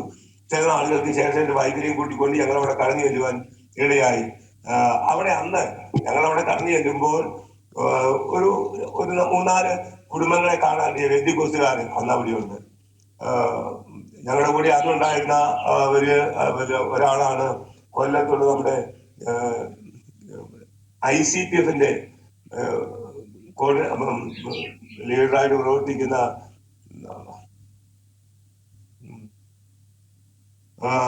ഒരു ദൈവത്തിന്, അദ്ദേഹം അവിടെ സ്കൂളിൽ പഠിപ്പിച്ചുകൊണ്ടിരിക്കുന്ന ഒരു വ്യക്തിയാണ്. അദ്ദേഹവും അദ്ദേഹത്തിന്റെ ഭാര്യയുണ്ട്, വേറെ എയർഫോഴ്സുകാരെ 2 സഹോദരന്മാരെ അവിടെ അന്ന് അവിടെ ചെറിയൊരു കൂടിയവരെ പോലെ അവർ തന്നെ നടത്തിക്കൊണ്ടിരിക്കുമ്പോ അവിടെ ഒരു കർത്തൃദാസനായിട്ട് പ്രവർത്തിക്കാൻ ദൈവം കൃപയാനിടയാക്കി. വളരെ സന്തോഷമായിട്ട് അവിടെ ചില വർഷങ്ങൾ പ്രവർത്തിപ്പാനിടയായി. അങ്ങനെ ഇരിക്കുമ്പോഴാണ് എന്റെ കുഞ്ഞിന് ഒരു രോഗമുണ്ടായി. എനിക്കൊരു പെൺകുഞ്ഞുണ്ടായിരുന്നു. അവിടെ വെച്ച് ആ കുഞ്ഞിന് രോഗമുണ്ടായിട്ട് അവള് ലോകത്തോട് വിടപെടുവാനിടയായി. വിളവെടുക്കാനിടയാന്ന് പറഞ്ഞാൽ അന്ന് ബുദ്ധിമുട്ടും കഷ്ടപ്പാടും മാത്രമേ ഉള്ളൂ. സാമ്പത്തികമായിട്ട് ഒരു നന്മയില്ല. അന്ന് ഞങ്ങളെ സഹായിച്ചതെന്ന് പറഞ്ഞാൽ 400 രൂപയായിട്ട് ഒരു സഹായം വന്ന് കിട്ടുമായിരുന്നു.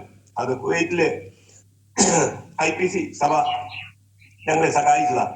ഈ 400 രൂപ കൊണ്ട് വാടക കൊടുക്കണം, ഒരു കുഞ്ഞുണ്ടായാലും പഠിപ്പിക്കണം, ജീവിക്കണം, ഇങ്ങനെയുള്ള പല കാര്യങ്ങളുണ്ട്. പക്ഷെങ്കില് ഇതുകൊണ്ടൊന്നും ആകില്ല. പിന്നെ അവര് തരുന്ന, അവർ തന്നു ലഭിക്കുന്ന നന്ദിയിലോ ഓഹരി അവർ തരുമായിരുന്നു. അതും എടുത്താണ് ജീവിക്കാനിടയായത്. പക്ഷെ എന്റെ കുഞ്ഞിന് ആഹാരം പോലും വേണ്ട വാങ്ങിച്ചു കൊടുക്കാൻ പറ്റാത്ത ഒരു പരിസ്ഥിതി അവിടെ വന്നു. അസ്വസ്ഥത പിടിച്ച് അവളെ ലോകത്തോട് വിടപെടുവാനിടയായി തീർന്നു. പിന്നെ അടക്കാനൊരു സ്ഥലം അവിടെ ഇല്ലാതെ വന്നപ്പോൾ അവിടുത്തെ CNIയുടെ ശവക്കോട്ടയിലാണ് അവളെ അടക്കുവാനിടയായി തീർന്നത്. ഞാൻ പറഞ്ഞത് ജോഷുവ ഡേവിഡ്. ഒരുപക്ഷെ നിങ്ങൾ എല്ലാവരും അറിയുന്ന വ്യക്തിയാണ് അദ്ദേഹം ജോഷുവ ഡേവിഡ്, അദ്ദേഹത്തിന്റെ ഭാര്യ അവരുണ്ടായിരുന്നു. പിന്നെ കോട്ടയംകാരൻ ഒരു സഹോദരൻ, അദ്ദേഹം തോമാച്ചൻ. ഈ ഒന്ന് രണ്ട് പേരെ അവിടെ ഉണ്ടായിരുന്നവരുമുണ്ട്. അവരുടെ കൂട്ടത്തിൽ അവരും ഞങ്ങൾ ഒരുമിച്ചാണ് ആരാധിപ്പാനിടയായി. അങ്ങനെ ഇരിക്കുമ്പോഴാണ് എന്റെ മോൾക്ക് ഈ അസ്വസ്ഥത ഉണ്ടായി, മരിച്ചുപോയ ഒരു കുഞ്ഞ്. അവൾക്ക് അസ്വസ്ഥത ഉണ്ടായി വേണ്ടതിലൊന്നും പരിഹരിക്കാൻ കഴിഞ്ഞില്ല. സാമ്പത്തികമായിട്ട് വളരെ ചുരുക്കും വളരെ ബുദ്ധിമുട്ടും അനുഭവിച്ച നാളുകളാണ്. പക്ഷേ അങ്ങനെ ഇതുപോലെ ഒരു അത്ഭുതം നടന്ന് ഞാൻ ഓർക്കുന്നു. 1-2 ദിവസമായിട്ട് ഈ കുഞ്ഞിന് ആഹാരം വാങ്ങിച്ചു കൊടുക്കാൻ, പാല് വാങ്ങിച്ചു കൊടുക്കാൻ പോലും പറ്റാത്ത ഒരു പരിസ്ഥിതി. ആരോടും പറയാൻ പോയിട്ടില്ല. ദൈവത്തെ നിങ്ങൾ പ്രാർത്ഥിക്കുന്ന ഞങ്ങൾ എടുത്തിട്ട് ആ ചെറിയ മുറിക്കകത്തിൽ നിങ്ങൾ പ്രാർത്ഥിച്ചുകൊണ്ടിരിക്കുമ്പോ പോസ്റ്റ്മാൻ വന്നിങ്ങനെ കഥകൾ കൊട്ടാനുണ്ട്. അപ്പൊ ഞാൻ ആ കഥ തുറന്നപ്പോ എന്റെ കയ്യിൽ ഒരു 3-4 എഴുത്ത് അദ്ദേഹം തന്നു. ആ എഴുത്ത് ഓരോന്ന് വായിച്ചു. എന്റെ വീട്ടിൽ നിന്നുള്ള എഴുത്ത്, വൈഫിന്റെ വീട്ടിൽ നിന്നുള്ള എഴുത്ത്, പിന്നെ സഭയിൽ നിന്നൊരു എഴുത്ത്, ഒരു 5-ാമത്തെ ഒരു എഴുത്തെടുത്ത് വായിക്കുമ്പോൾ ആ എഴുത്തിന് ഒരു ആ കവർ എടുത്ത് വായിക്കുമ്പോൾ ആ കവറിനകത്ത് ഒരു വാചകം മാത്രം, നിങ്ങളുടെ ഇപ്പോഴത്തെ ആവശ്യത്തിന് വേണ്ടി മാത്രം എന്ന് ഇത്രയേ ഉള്ളൂ. അതിനകത്ത് 130 രൂപ വെച്ചിരുന്നു ഞാൻ ഓർക്കുന്നു. ഒരു 100-ന്റെ ഒരു കടലാസും 10-ന്റെ 3 കടലാസും, അങ്ങനെ 130 രൂപ വെച്ചിരിക്കുന്നു. അതിനകത്ത് ഒരു എഴുത്ത് ഇതേ ഉള്ളൂ, നിങ്ങളുടെ ഇപ്പോഴത്തെ ആവശ്യത്തിന് വേണ്ടി എഴുതിയിരിക്കുന്നു. ആ എഴുത്ത് ആ 130 രൂപ കൊണ്ട് ഞാൻ എന്റെ മോക്കന്ന് വേണ്ടത്ര ഉടുപ്പോ കാര്യങ്ങളോ ഒന്നും ഇല്ലായിരുന്നു. ആ കുഞ്ഞിന്റെ ഒരു നല്ല ഉടുപ്പ് വാങ്ങിച്ചു. മാത്രമല്ല അവർക്ക് വേണ്ട പാലും മറ്റും കാര്യങ്ങളൊക്കെ വാങ്ങിച്ച് കൊടുക്കാനിടയായി. എന്നാൽ ആ പാല് വാങ്ങിച്ച് മുഴുവൻ തീർക്കാൻ പറ്റിയില്ല.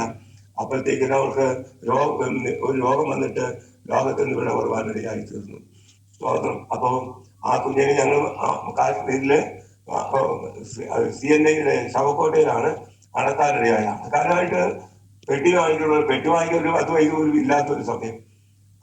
ആ സമയത്ത് ഞങ്ങളെ സഹായിച്ചത് ഞങ്ങളുടെ കൂട്ടത്തിലുണ്ടായിരുന്ന പാലിപ്പറമ്പിൽ തോമാച്ചൻ എന്ന് പറയുന്ന ഒരു വ്യക്തി, ഈ ജോഷുവ ഡേവിഡ് എന്ന് പറയുന്ന ഒരു വ്യക്തി, പിന്നെ CNIയിലെ ഒരു സഹോദരൻ, അദ്ദേഹം കൂടിയാണ് ആ പെട്ടി. അന്നത്തെ ഞാനോർത്ത് പെട്ടിക്കല്ലോ 5-10 രൂപയൊക്കെ ആവുള്ളൂ എന്നൊക്കെയാണ് വിചാരിച്ചുകൊണ്ടിരുന്നത്. എന്നാൽ അന്നത്തെ കാലത്ത് തന്നെ ആ പെട്ടിക്ക് തന്നെ 150 രൂപയോളം വിലയുള്ള പെട്ടിയാണ്. അതൊന്നും വാങ്ങിക്കാൻ അന്ന് നമ്മളെ കൊണ്ട് പറ്റുന്നതല്ല. പക്ഷേ ഇവർ 2-3 പേര് കൂടിയാണ് ആ പെട്ടിയൊക്കെ വാങ്ങിച്ചു കൊണ്ടുവന്ന് അടക്കിയത് എന്നുള്ള കാര്യങ്ങൾ ഞാൻ ഓർക്കുന്നു. അടക്കുമ്പോഴും ദൈവകാര്യങ്ങളിൽ ഏൽപ്പിച്ച് ശുശ്രൂഷ ഉണ്ടെങ്കിൽ തികച്ച് ഒന്നിച്ച് സ്വർഗപിതാവിനെ കാണാമെന്ന് പറഞ്ഞ് അടക്കിയതും ഇന്നത്തെ പോലും ഓർക്കുന്നു. ദൈവരാജ്യത്തേക്ക് കടന്നു ചെല്ലുമ്പോൾ എനിക്ക് അവിടെ കാണാനിടയായി. അന്ന് ഈ കുഞ്ഞിന് വേണ്ടി പ്രാർത്ഥിച്ചുകൊണ്ടിരിക്കുമ്പോൾ തന്നെ ഒരു അത്ഭുതം ചെയ്യാനിടയായി. ഞങ്ങൾ താമസിച്ച വീടെന്ന് പറയുന്നത് മുസ്ലിങ്ങളുടെ ഒരു മുറി മാത്രമേ ഉള്ളൂ. വീടെന്ന് പറയാൻ ഒരു ഒറ്റ മുറി മാത്രം. ആ മുറിയിലാണ് ഞങ്ങൾ പാർക്കുന്നത്, ആഹാരം ഉണ്ടാക്കുന്നത്. മാത്രമല്ല ഞങ്ങൾ ആരാധിക്കുന്നത് ഈ ഒറ്റ മുറിയിലാണ്. ആരാധന സമയം വരുമ്പോ വെള്ളിയാഴ്ച പ്രാർത്ഥനയ്ക്ക് വലിയൊരും വന്നാല് അന്നേരം ഇതെല്ലാം കൂടി ഒതുക്കി ഒരിടത്തോട്ട് കുട്ടി വെച്ചിട്ടാണ് ആ മുറിക്കകത്തിരുന്ന് ആരാധിക്കുന്നത്. സ്വാഭാവികവും അങ്ങനെ തന്നെ. അങ്ങനെ ആരാധിച്ചുകൊണ്ടിരുന്നപ്പോൾ ഒരിക്കൽ നടന്നൊരു കാര്യം എന്താ വെച്ചാൽ, ഞാൻ ഇപ്പറിന്ന് പോയപ്പോ തന്നെ ഒരു സൈറ്റം ഞാൻ കൊണ്ടുപോയി. ഞങ്ങൾ ആരാധനയ്ക്ക് വേണ്ടി ഒരു ദിവസം അപ്പൊ അവിടെ ഞങ്ങൾക്ക് ഈ മുറി വാടകയ്ക്ക് തന്നപ്പോ തന്നെ ആ വീടിന്റെ ഉടമസ്ഥൻ ഞങ്ങളോട് പറഞ്ഞൊരു കാര്യമുണ്ട്, ഞങ്ങളിവിടെ പെൺപിള്ളേരൊക്കെ അവരെ നിങ്ങൾ നോക്കാൻ പാടില്ല. അതുകൊണ്ട് നിങ്ങൾ എപ്പോഴും തിരക്കകത്ത് കയറിയ വാതിലാണ് തുറക്കാൻ പാടില്ല. ഇതൊക്കെ പറഞ്ഞ ആ എതിർവിട്ട് അതൊക്കെ ഞങ്ങൾ മാനിച്ചോളാം എന്ന് പറഞ്ഞാൽ താമസിക്കാനിടയായി. ഏതായാലും ഞങ്ങൾ അങ്ങനെ തന്നെ പാർട്ട് വന്നത്.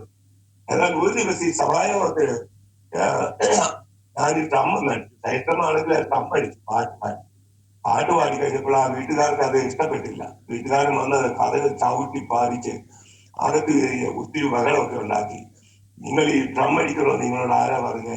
ഞങ്ങൾ ഇവിടെ ഡ്രം അടിക്കുന്ന കല്യാണത്തിനാണ്, നിങ്ങൾ ഞങ്ങളുടെ കൊച്ചുങ്ങളെ കല്യാണമാണ് കണ്ടുകൊണ്ട് ഞങ്ങൾക്ക് അപമാനമായി പോയി എന്ന് പറഞ്ഞ് ഞങ്ങളെ എല്ലാവരും പ്രയാസപ്പെടുത്തി. എന്ന് മാത്രമല്ല, ഇനി ആരാധികളൊക്കെ നിങ്ങൾക്ക് വീട് കരിയാൻ ഇറങ്ങി പോകണമെന്ന് പറഞ്ഞ് ബഹളം ഉണ്ടാക്കി. അവിടെ ഇങ്ങോട്ട് പോകാനാ? പിന്നെ ദൈവത്തോട് പ്രാർത്ഥിച്ചു.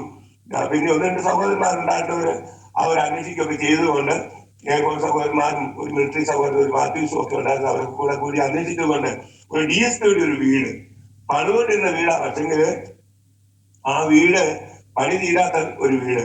പണി ആരംഭിച്ച് എല്ലാം കെട്ടിമറിച്ചിട്ടുണ്ടെങ്കിലും മെയിൻ്റനൻസ് ഒന്നും നടത്തിയിട്ടില്ല. വാതിൽ ഉണ്ടെങ്കിലും വാതിൽ പിടിപ്പിച്ചിട്ടുണ്ട്, ജനലിലൊന്നും അടപ്പ് പോലും ഇല്ല.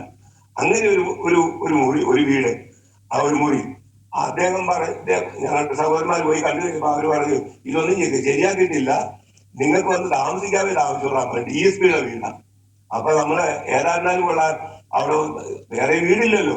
അത് പിന്നെ ഞങ്ങള് നിസ്സാരം, വലിയ വാടകയില്ല, അടയറൊന്നും ഇല്ലാത്തത് കൊണ്ട് വലിയ വാടകയൊന്നും അത് വായിക്കില്ല. പിന്നെ പ്ലാസ്റ്റിക് അടിച്ച് ഞങ്ങൾ മഞ്ഞ് വീഴുന്ന സമയമാണെന്ന് പറഞ്ഞത്, മരം കൊത്തുന്ന തണുപ്പ്, മഞ്ഞ് വീണുകൊണ്ടിരിക്കുന്ന സമയം, എത്ര സേഫായിട്ട് മനുഷ്യൻ താമസിക്കാൻ താല്പര്യപ്പെടും അതുപോലെ ഉണ്ടാക്കുന്ന ആ കാലത്ത് ഈ പ്ലാസ്റ്റിക് അടിച്ചതിനകത്ത് ഞങ്ങൾ താമസിക്കാനായിട്ട് പ്ലാസ്റ്റിക് വാങ്ങിച്ചെല്ലാം അടിച്ച് വൃത്തിയാക്കി ദൈവത്തെ ആരാധിക്കാനും മാത്രമല്ല ഞങ്ങൾ താമസിക്കാനും കൂടെ അത് അദ്ദേഹം തന്നത് ഞങ്ങൾക്ക് ഒരു ആശ്വാസം. മാത്രമല്ല DSPയുടെ വീടായിരുന്നത് കൊണ്ട് ആരും അങ്ങോട്ട് ശല്യത്തിനൊന്നും വരികയില്ല. അങ്ങനെ അവിടെയും ദൈവം ഞങ്ങളെ അത്ഭുതമായി സഹായിപ്പാനിടയായിട്ട് അവിടെ ഞങ്ങൾ ചില വർഷങ്ങൾ താമസിച്ച് കർത്താവിന്റെ പേര് ചെയ്തു. അങ്ങനെ ഇരുന്നപ്പോൾ വേറൊരു കാര്യം ഉണ്ടായി. ആ വീടിന്റെ ഞങ്ങൾ താമസിച്ച പോലെ തന്നെ അടുത്തൊരു മുറിയിൽ ഒരു മിലിറ്ററിക്കാരൻ താമസിച്ചു. അത് ആ വീടിന്റെ മുറിയെല്ലാം വളരെ ഭംഗിയായിട്ട്, അവർക്ക് ഈ പെയിന്റും അതിലൊക്കെ ഫ്രീ ആയിട്ട് കിട്ടുന്നത് കൊണ്ട് അവർക്ക് മുറിയൊക്കെ നന്നായിട്ട് ഉണ്ടാക്കുവാൻ ഞങ്ങളെ ഇവിടെ ചെല്ലുന്നവരെയൊക്കെ അവിടുത്തെ മദ്രാസികളാണ് വിളിച്ചത്. അപ്പൊ അദ്ദേഹം തമിഴ്ക്കാരനാണ്, പുള്ളിക്കാരൻ അദ്ദേഹത്തിന്റെ മുറിയെല്ലാം വളരെ ക്ലിയറായിട്ടൊക്കെ വിൽക്കും.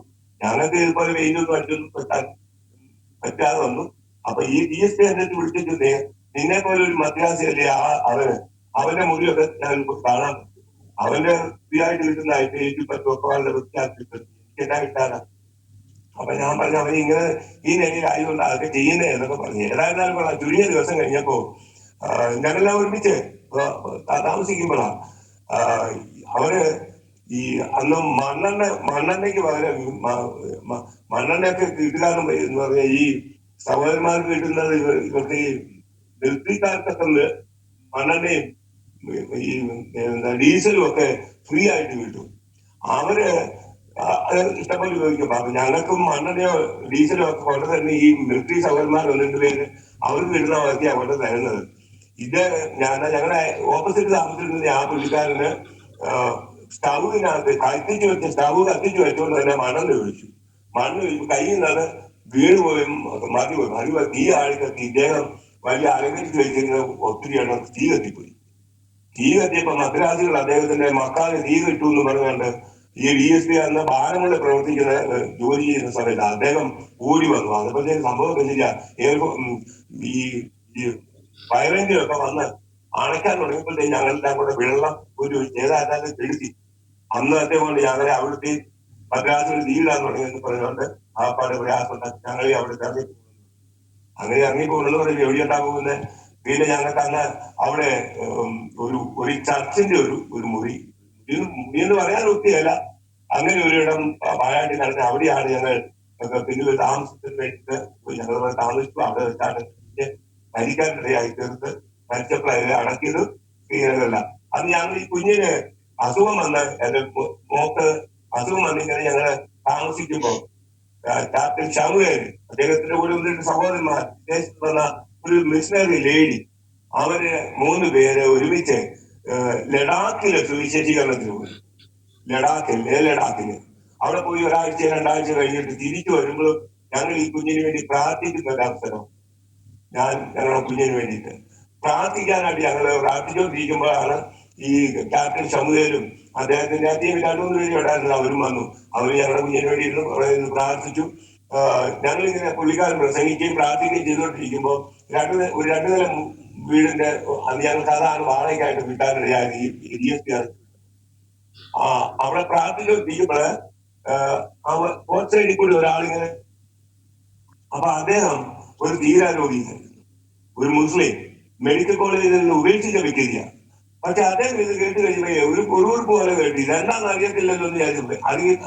അത് കേൾക്കാത്ത ഭാഷ അത് കേട്ട് കഴിയുമ്പോ അദ്ദേഹം ഒരു കോമഡി പടി കൂടെ കയറി മുകളിൽ കയറി വന്നപ്പോ ഞങ്ങൾ ഈ കുഞ്ഞിനെ അടിയിൽ വെച്ച് ഇങ്ങനെ പ്രാർത്ഥിച്ചുകൊണ്ടിരിക്കുന്നു. ക്യാപ്റ്റൻ സൗകര്യം. അപ്പൊ ഇയാൾ വന്നിങ്ങനെ എത്തി നോക്കിയപ്പോ ക്യാപ്റ്റൻ സൗകര്യനോട് പറഞ്ഞ അതാരാ നോക്കാൻ പറഞ്ഞു. ഞാൻ ചെന്ന് നോക്കിയപ്പോ നമുക്കൊന്നും മനസ്സിലായില്ലോ, ഒരുത്തൻ മൂടി പതിച്ച് കയറി ഇങ്ങനെ ഇരിപ്പുണ്ട്. അദ്ദേഹം ഞാൻ ചോദിച്ചു എന്താ പറഞ്ഞു. അപ്പൊ അദ്ദേഹം പറഞ്ഞു ഇതുപോലെ ശബ്ദം കേട്ടാ ഏതാണെന്ന് അറിയാൻ വന്നു. ഞാൻ പറഞ്ഞു കയറിയിരിക്കുന്ന ആൾക്കുവേണ്ടി കയറിയിരിക്കാൻ പറഞ്ഞു. അദ്ദേഹത്തോട് ചോദിച്ചു കാര്യം എന്താണെന്നൊക്കെ ചോദിച്ചു. അദ്ദേഹം പറഞ്ഞു മെഡിക്കൽ കോളേജ് എന്നെ ഉപേക്ഷിച്ചതാണ്, എനിക്ക് രോഗം സൗഖ്യമില്ല, അതുകൊണ്ട് നിങ്ങൾ ഈ പ്രാർത്ഥിക്കുകയാണ്, എനിക്ക് വേണ്ടി പ്രാർത്ഥിക്കുള്ളൂ. ദൈവം സഹായിച്ച് അദ്ദേഹത്തിന് വേണ്ടി പ്രാർത്ഥിച്ചു. ദൈവം അദ്ദേഹത്തിന് അന്ന് പരിപൂർണമായി സൗഖ്യം കൽപ്പിച്ചു. അദ്ദേഹത്തിന്റെ പേര് ആസാദുള്ള ജോൺ എന്നാണ്. ആസാദുള്ള ജോൺ. അദ്ദേഹം പരിപൂർണമായി സൗഖ്യം കിട്ടി എന്നുള്ള ബോധ്യമായി കഴിഞ്ഞപ്പോ പിന്നെ ഞങ്ങളുടെ കൂടെ ആരാധിക്കേണ്ടി ചില നാളുകൾ വരാനിടയായിരുന്നു. അപ്പൊ അവിടെ സ്നാനപ്പെടാൻ പറ്റുകയില്ല. അതുകൊണ്ട് ക്യാപ്റ്റൻ സൗകര്യത്തെ അവിടെ പറഞ്ഞിട്ട് അദ്ദേഹത്തെ സ്നാനപ്പെടുത്തി. ഇന്ന് അദ്ദേഹം അറിയാൻ പാടില്ല, കേരളത്തിൽ വന്ന് ചുരുങ്ങിയ നാളുകളൊക്കെ ഇവിടുത്തെ പ്രവർത്തിക്കാൻ കേൾക്കാൻ കഴിഞ്ഞിട്ടുണ്ട്. ഞങ്ങൾ അവിടെ 10-15 വർഷം പോലും പ്രവർത്തിച്ചിട്ട ഒരു വ്യക്തി പോലും മുൻപോട്ട് വരാതിരുന്ന പല ക്രിസ്ത്യാനിമാരും. പക്ഷെ ഞങ്ങൾ ചുരുങ്ങിയ സമയ പ്രവർത്തികൾക്ക് ഒരു വ്യക്തിയെങ്കിലും കർത്താവിന്റെ ശരീരത്തിൽ നേടാൻ ദൈവം തൊഴിലാളിയാക്കി ഞാൻ ഓർക്കുന്നു. അദ്ദേഹം കേരളത്തിൽ വന്ന് പ്രസംഗിച്ച കൂട്ടത്തിൽ പല ഇടങ്ങളിൽ പറയാനിടയായിട്ട് തൊഴിലാക്കിയതാണ് കെ വി വർക്കിയുടെ മകൾ അന്ന് മരിച്ചുപോയി. അവൾ മരിച്ചെങ്കിലും ഞാൻ ജീവിക്കാനിടയായിട്ട്. അപ്പൊ അവിടെയും കർത്താവിന്റെ നാമം മഹിമപ്പെടാനിടയാൻ ദൈവം അത്യമായിട്ട് അവിടെയും സഹായിച്ചു. ആ നിലയിൽ ചില വർഷങ്ങൾ അവിടെ പ്രവർത്തിച്ചതിന് ശേഷം സൗകര്യ കുഞ്ഞു മരിച്ചു കഴിഞ്ഞിട്ട് നിങ്ങൾ ഇനി ഇവിടെ പ്രവർത്തിക്കണ്ട, നിങ്ങൾ ഇവിടെ 19 മാർച്ച് ഉണ്ടാക്കിയുണ്ടല്ലോ എന്ന് പറഞ്ഞ അദ്ദേഹം പഞ്ചാബിലേക്ക് ഞങ്ങളെ പറഞ്ഞയച്ചു. ജനതൽ ക്യാൻറ്റീനോട് അടുത്ത് കാക്കിപ്പെട്ട് എന്ന് പറയുന്ന ഒരു സ്ഥലമുണ്ട്. അവിടെ ഒരു മുറി വാടകയ്ക്ക് എടുത്ത് അവിടെ പ്രവർത്തിക്കാനിടയായിട്ട് കഴിഞ്ഞിട്ട് പിന്നെ എയർഫോഴ്സ് ക്യാമ്പില് ആലമ്പൂരില് കടന്നുപോയി ചില വർഷങ്ങൾ പ്രവർത്തിക്കാൻ കഴിഞ്ഞു. അത് കഴിഞ്ഞിട്ടാണ് മടങ്ങി കേരളത്തിലേക്ക് പോരാനിടയായത്. ദൈവം സഹായിച്ച് ഇവിടെ വന്നപ്പോൾ ഞാന് പൗരസഭയുടെ ആദ്യം എനിക്കെന്ന 2-3 കുഞ്ഞുങ്ങളുണ്ട്. എന്റെ കുഞ്ഞുങ്ങളെ പഠിപ്പിക്കുകയൊക്കെ ചെയ്യണമല്ലോ. അപ്പം അതിനുള്ള ഒരു കാര്യം അങ്ങനെ ഒരു സഭ കിട്ടണമെന്നൊരു ആഗ്രഹം ഹൃദയത്തിലുണ്ടായിരുന്നു. പക്ഷെങ്കിൽ അതിനുള്ള ഒരു ക്രമീകരണം ഞങ്ങളുടെ അന്നത്തെ സെൻട്രൽ പാസ്റ്ററായ മാത്യു അദ്ദേഹം മരിച്ചെങ്കിൽ എന്റെ അപ്പത്തിൽ നിന്ന് പറഞ്ഞു ഈ ഉപ്പർ തന്നെ എന്നെ വേണമെന്ന് അദ്ദേഹത്തോട് രഹസ്യമായി പറഞ്ഞുകൊണ്ട് എനിക്ക് കിട്ടിയത് ഉപ്പർ സഭയാണ്. ഞാൻ പ്രവർത്തിച്ചുകൊണ്ടിരുന്ന ആ സഭ തന്നെ. ഞാൻ വന്നപ്പോൾ അവിടെ കൂടിയുള്ള ഒരു 10 വിശ്വാസം പോലും ഇല്ലായിരുന്നു. ദൈവം സഹായിച്ച് ചില വർഷങ്ങൾ പ്രവർത്തിച്ചിട്ട് ഇന്നലെ ആത്മാക്കളെ കണ്ടിട്ട് അവിടെ നിന്ന് സ്ഥലം മാറി പോകാൻ ദൈവം കൊല്ലാനിടയാക്കി അത്ഭുതമായ നിലയിൽ അനേകരെ രക്ഷയിലേക്ക് കൊണ്ടുവരുവാനും സ്നാനപ്പെടുത്തുവാനും കർത്താവിന്റെ വേല വളരെ വ്യക്തമായിട്ട് ചെയ്യാനും ദൈവം കൊല്ലാനിടയാക്കി ഇത്രത്തോളം നടത്തി പലയിടങ്ങൾ മാറി മാറി ശുശ്രൂഷിക്കാൻ ഈ സെന്ററിൽ കൊല്ലാനിടയാക്കി. അനന്തരമാണ് സെന്ററിന്റെ വിഭജനമൊക്കെ വന്നപ്പോൾ ഞങ്ങൾ ഈ തീരുമാന സെന്ററായി 38 സഭകളും ഉണ്ടായിരുന്നു. ഈ മുണ്ടക്കയം തൊട്ട് മുണ്ടിയേരി വരെയുള്ള ഇടങ്ങളിൽ 38 സഭകൾ ഉണ്ടായിരുന്ന അത് വിഭജിച്ച് ഇപ്പം 3-4 സെന്ററുകളാക്കി. അത് മാത്രമല്ല ഇപ്പൊ ഈ ഇടുക്കിയിൽ തന്നെ ഏകദേശം 12ഓളം സെന്ററുകളും ഉണ്ട്. അന്നുണ്ടായിരുന്നതിനേക്കാൾ 10 മടങ്ങ് വിശ്വാസികൾ ദൈവം ദാനം ചെയ്യാനിടയായി. മാത്രമല്ല സെന്റർ കിട്ടാനിടയായി. ഈ സെന്ററിന്റെ അന്ന് 7 സഭകൾ ഉണ്ടായിരുന്നത് ഇപ്പൊ 22 സഭകളോളം ഉണ്ട്. ചിലകൾ അന്ന് 2-3 ഇടങ്ങളിൽ മാത്രമേ ആരാധനാലയം ഉണ്ടായിരുന്നുള്ളൂ. ഇന്ന് 3-4 ഇടങ്ങളിൽ ഒഴികെ മറ്റുള്ള എല്ലായിടങ്ങളിലും ആലയങ്ങളുണ്ട്. മാത്രമല്ല സെക്രട്ടറി ഉണ്ടാക്കാനിടയായി. മാത്രമല്ല ഒരു കൺവെൻഷൻ നടത്താനായിട്ട് ഒരു സ്ഥലം വാങ്ങിക്കാനിടയായി. ഉണ്ടായി. എല്ലാ നിലകളിലും അനുഗ്രഹിക്കപ്പെട്ട നിലയിൽ കൊണ്ടുവരാൻ ദൈവം ഇന്നുവരെ ഇടയാക്കി ദൈവമായി നടത്തിപ്പെട്ടിരിക്കുന്ന കഴിഞ്ഞ 1.5 ആഴ്ച മുമ്പ് സെൻട്രൽ കൺവെൻഷൻ അനുഗ്രഹിക്കപ്പെട്ട നിലയിൽ നടത്താൻ ദൈവം സഹായം. കഷ്ടവും രോഗവും ദുഃഖവും ഒക്കെ സഹിച്ചെങ്കിലും ദൈവം കൈവിട്ടില്ല. ദൈവം വേണ്ട നന്മകളെല്ലാം ഇന്ന് ഒരു നന്മയ്ക്കും കുറവില്ല. ദൈവാത്മമായി സഹായിച്ചു. ആത്മീയമായ നിലയിലും ഭൗമികമായ നിലയിലും ഒക്കെ ദൈവം അനുഗ്രഹിക്കാൻ നടത്തും. എനിക്ക് 5 കുഞ്ഞുങ്ങളുണ്ട്. ഒരാൾ നിത്യവിശ്രമത്തിലാണ്. 4 പേര് കുഞ്ഞിലുണ്ട്. 4 പേരും 4 ഇടങ്ങളിലാണെങ്കിലും അവർ കർത്താവിന്റെ വേല പൂർണ്ണമായി സഹായത്തിന് അതിലും സഹായികളാണ്. മൂത്ത മോൻ പൂർണ്ണമായിട്ട് കർത്താവിന് വേല ചെയ്യുന്നത് അമേരിക്കയിലാണ്. അവര് കുടുംബമായിട്ട് അവർ താമസിച്ച കർത്താവിന് വേല ചെയ്യുന്നതായിട്ട് അവർ ജോലിയുണ്ട്. ആ നിലയിൽ പ്രവർത്തിക്കുന്നു. മൂത്ത മോന് ഖത്തറിലുണ്ട്. അവർ കുടുംബമായിട്ട് അവിടെ താമസിക്കുന്നു. ആൺകുഞ്ഞുങ്ങളിൽ രണ്ടാമത്തെ മോൻ കുടുംബമായിട്ട് ഖത്തറിൽ താമസിക്കുന്നു. അവിടെ ഇവിടുത്തെ വേലയ്ക്ക് സഹായമായി അവർ നിൽക്കുന്നു. ഇളയ മോന് സൗദിയിലുണ്ട്. അവർ കുടുംബമായിട്ട് അവിടെ താമസിച്ച് പ്രവർത്തിക്കുന്നു. അവിടുത്തെ വേലയ്ക്ക് സഹായമായി അവരുടെ പോലെ ഞാനും എന്റെ കുടുംബവും ഞങ്ങളെ പോലെ സേവിക്കുന്ന നിശ്ചയം പോലെ ഇടയാക്കി പാട്ടുകാർ പാടുന്ന പോലെ ആരെയും നോക്കാതെ ആരും ആരായാതെ ആളുകളെ ഭയപ്പെടാതെ മുൻപോട്ട് ഇറങ്ങാൻ ദൈവം നിർവ്യാധിയാക്കി ഇന്നുവരെയും കൈതന്ന കർത്താവ് കൈവരിച്ചില്ല. യേശുവിന്റെ ദൈവത്തെ പോലെ ഒരുത്തരുമില്ല. സഹായത്തിനായി ആകാശത്തിന്റെ എന്റെ മാധ്യമേ മേഘാരൂഢനായി വരുന്നു. ദൈവം നിന്റെ സങ്കേതത്തിലെ ശാശ്വത ഉദ്യങ്ങളുണ്ട് എന്ന് കൽപ്പിച്ച കർത്താവ് ശാശ്വത ഉദ്യത്തിൽ വഹിച്ചു വരെ നടത്തി. ഇതോടൊക്കെ മരണകരമായ പല രോഗങ്ങൾ ദൈവം അത്ഭുതമായി സഹായിച്ചു. ഞാൻ ഓർക്കുന്നു, ഞാൻ അണക്കരയിൽ ഒക്കെ ശുശ്രൂഷിക്കുന്ന കാലം പല പ്രയാസമാണ്. ശുശ്രൂഷയുടെ പ്രാരംഭ കാലത്ത് വെച്ച് നെഞ്ചിനകത്തൊരു വേദന വന്നിട്ട് മരിച്ചു പോലും വിചാരിച്ചു. അന്ന് ഞാൻ തുള്ളി മരുന്ന് പോലും എടുക്കുന്ന വ്യക്തിയല്ല. ഒരു തുള്ളി മരുന്ന് പോലും അന്ന് എടുത്തുമില്ല. മുട്ടയിൽ നിന്ന് 3 ദിവസം പ്രാർത്ഥിച്ചു. വെള്ളം പോലും കുടിച്ചില്ല. ഉമിനീര് ഇറക്കിയതല്ലാതെ തുള്ളി വെള്ളം പോലും കുടിക്കാതെ മരിക്കുമെന്നുള്ള ബോധ്യം വന്ന ആ സമയത്ത് പോലും തുള്ളി വെള്ളം കുടിക്കാതെ ദൈവം വന്നെന്ന് സ്വപ്നത്തിൽ അന്നത്തെ ആ പ്രയാസത്തേക്ക് ദിവസം ജീവിക്കാൻ വിചാരിച്ച ഞാൻ 8 ദിവസമല്ല 8 വർഷമല്ല 28 വർഷമല്ല ഈ എന്റെ 78ാമത്തെ വയസ്സ് വരെ ജീവിക്കാനും കർത്താവിനെ സേവിക്കുവാനും ചെയ്യാൻ റെഡിയാക്കി. അനേക ഇടങ്ങളിൽ കർത്താവിനെ സാധിപ്പാൻ കർത്താവിനെ ഉപയോഗിക്കുവാൻ റെഡിയായിട്ട് പരിശോധന നടത്തുന്നതിലാണ് എനിക്ക് ഏറ്റവും വലിയ സന്തോഷമുള്ളത്. ഇന്നും പരിശോധനകൂടി കർത്താവിനെ പരമാവധി പ്രവർത്തിക്കുന്നു. എല്ലാ നിലകളിലെയും അനുഗ്രഹിക്കുന്നതിൽ കൊടുക്കുന്നു. Praise the Lord. ഓക്കെ, അനുഗ്രഹിക്കപ്പെട്ടതായ ഒരു സാക്ഷ്യം കേൾക്കുവാനായിട്ട് കർത്താവ് സഹായിച്ചു. കർത്താവ് കൊടുത്ത ദർശനം അനുസരിച്ച് നോർത്ത് ഇന്ത്യയുടെ മണ്ണിൽ വരുവാനും നോർത്ത് ഇന്ത്യയുടെ കഷ്ടങ്ങളും വേദനകളും അനുഭവിപ്പാനും തനിക്ക് ആദ്യജാതനായി കൊടുത്ത കുഞ്ഞ് ഈ നോർത്ത് ഇന്ത്യൻ മണ്ണിൽ മരിച്ചു മാറിയപ്പോഴും കർത്താവിന് വേണ്ടി പിന്നെയും നിലകൊണ്ടു. എന്നാൽ കർത്താവിന്റെ ഉദ്ദേശം തിരിച്ചത് കേരളത്തിലേക്ക് തന്നെ മടക്കി കൊണ്ടുപോയി ദൈവത്തോളം ശുശ്രൂഷകളെ അനുഗ്രഹിച്ച് അനേകിടങ്ങളിൽ സഭകൾ സ്ഥാപിക്കുവാൻ അനേകരെ കർത്താവിലേക്ക് നേടുവാനും അനുഗ്രഹിക്കപ്പെട്ടതായ നേതൃത്വത്തിൽ പ്രിയപ്പെട്ടവനെ കർത്താവ് ഇന്നും ഈ ആയുസ്സിലും നിർത്തിയിരിക്കുന്നത് ഓർത്ത് കർത്താവിനെ സ്തുതിക്കുന്നു. ഈ സാക്ഷ്യം അനേകർക്ക് അനുഗ്രഹമായി തീരട്ടെ. തന്റെ പിതാവിന്റെ ആ ഒരു കാഴ്ചപ്പാട്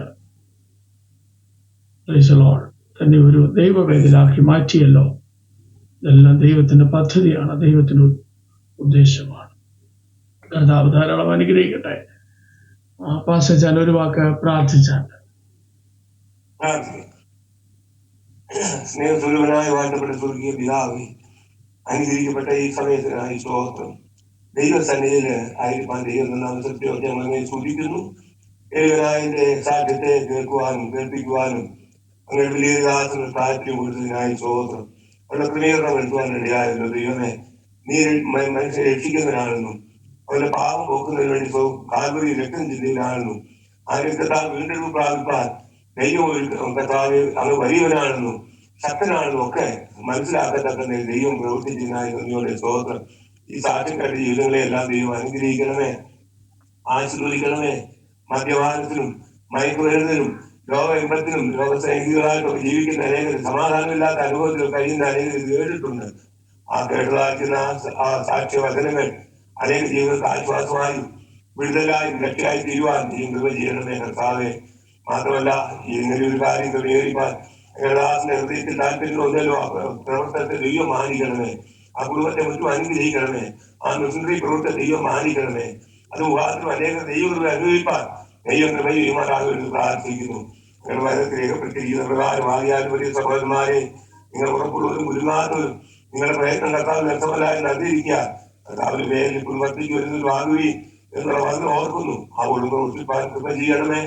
ഞങ്ങൾ എത്ര കാലം പോയി ജീവിക്കുകയും പ്രവർത്തിക്കുകയും ചെയ്യുമോ അത്രയും കാലം കർത്താവിന് വേണ്ടി മാത്രമായിരിക്കാൻ സഹായിക്കണമേ. അങ്ങനെ ഉയർത്തിയാൽ സർവ്വതയിലേക്ക് ആകർഷിക്കും എന്ന് കൽപ്പിച്ച കർത്താവിനെ ഉയർത്തുവാൻ ഇടയായല്ലോ. അങ്ങനെ സ്നേഹമാണ് ഞങ്ങൾ എത്രത്തോളം ഉയർത്തിയത്. ഞങ്ങളുടെ കഴിവല്ല, പ്രാപ്തിയല്ല, വിദ്യാഭ്യാസമല്ല, ജ്ഞാനമല്ല, തീർച്ചയല്ല, കൃപയൊന്നും മാത്രമാണ്.